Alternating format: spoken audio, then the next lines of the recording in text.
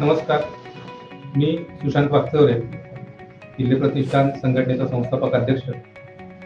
आज आपण सर्व तमाम सोलापूरकरांना अभिमान वाटावा अशी गोष्ट आज आपल्या सोलापुरात घडते आहे. आमचे मित्र सचिन जगताप, मोशन फिल्म्सचे सर्वेसर्वा यांनी आज आपल्या सोलापूरमध्ये अत्यंत हायटेक आणि अत्याधुनिक असा म्युझिक स्टुडिओ सोलापुरात चालू केलेला आहे.